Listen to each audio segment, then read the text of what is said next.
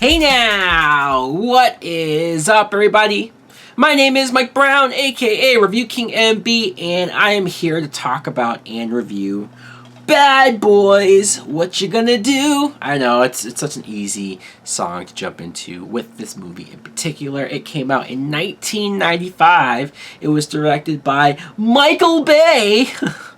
And the plot is that you're following two cops, Will Smith and Martin Lawrence, and they're partners, and they don't get along at all. They're always busting each other's balls. I mean, at the end of the day, they have each other's back. At the end of the day, they are partners through and through, and they can get the job done, but it is not easy getting there. And you see that they have to try to protect this woman who is a witness to a murder that happened and some drugs being stolen, so they need to protect this woman. And along the way, craziness ensues, action galore. Yeah, it's what you would expect from a Michael Bay movie. Now, what I think of Bad Boys is, I really enjoy this movie. I do. Bad Boys is a movie that I used to watch all the time as a kid. That might sound weird because this is rated R. I almost forgot just how rated R this is rewatching it now. There's a lot of F-bombs. There's a lot of interesting stuff going on with this plot. But I enjoy the two lead characters. I think that's the strongest parts of this movie is Will Smith, is Martin Lawrence, is the two of them just bouncing back and forth. I swear that a lot of the material is them improvising and them just going for broke and them just having a ball. And I enjoy watching it with them. If you had casted anyone else in these two roles, anyone who wasn't as quick or wasn't as likable, wasn't as charismatic, this movie might not have worked. This movie might have fallen apart. They might have come off as unlikable. But Will Smith as Mike Lowry and Martin Lawrence as Marcus Burnett, I mean, the two of them just have this chemistry, have this partnership that you want to see, that you do get into.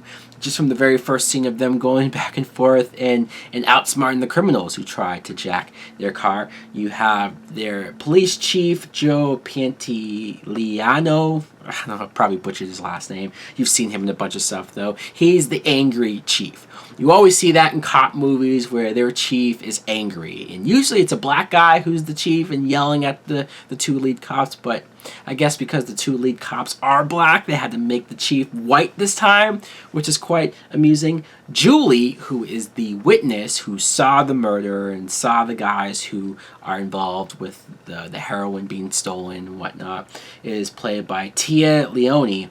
And this is interesting because Tia Leone I've seen since this movie be in a bunch of films with blonde hair and more mature roles, I guess you could say. Going back to here, though, she is like the hot chick, and I find that interesting, kind of amusing, but I think she's good in the role.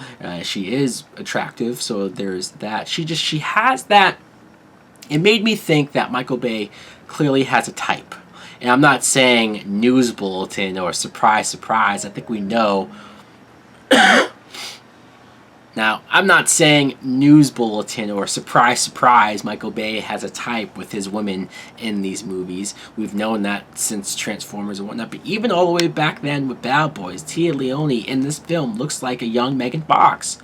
Or maybe young Megan Fox looks like a young her from this film. Either way, though, I like the dynamic that she has with the two leads because Martin Lawrence has to pretend to be Mike Lowry. He has to pretend to be Will Smith because she didn't know who Mike was, but she heard from her friend who was killed that he's the only guy to trust, and he wasn't there at the time, so Martin took up that name. And so watching that dynamic of not only that, but Martin's wife, Teresa, who thinks that he's cheating on her, so there's always that back and forth of him trying to explain things, but it never adds up. And then when Will Smith has to pretend to be Martin Lawrence and live at the house with the kids and whatnot, I mean, my God. It sounds like a soap opera. It sounds like over drama and whatnot. And it would be, I'm telling you, in the wrong hands, in the wrong actors, this would be trash and horrible, but it works because these guys are amusing are that much fun to watch. The action is pretty insane. I always think about, especially with this first movie, that chase scene that they have. And you've seen action movies where you have chase scenes, but usually they're in cars and whatnot. No, this is Will Smith and Martin Lawrence running their ass off. Will Smith especially in slow motion. This threw him into the spotlight as far as action hero goes. Before then, what? He was from The Fresh Prince.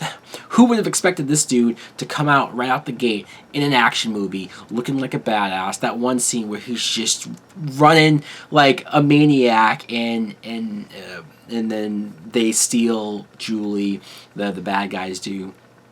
And it's a great action scene there. But then the end of the movie, they step it up even more with explosions and Michael Bay-isms, and it's just, there's something about this movie that I feel like it shouldn't have worked. I feel like on paper it had so many issues. The script probably isn't the greatest when you just read it, but when you get these two actors, when you get Will Smith, you get Martin Lawrence, you get a pretty cool soundtrack, you get some cool action, and you get the right people involved. This works.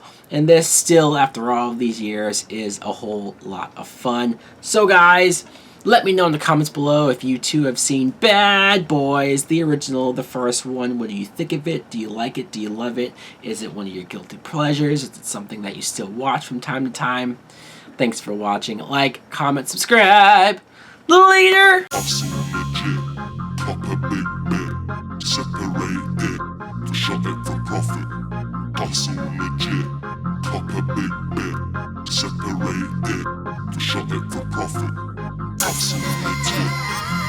legit, hustle legit, hustle legit, hustle legit, hustle legit, hustle legit.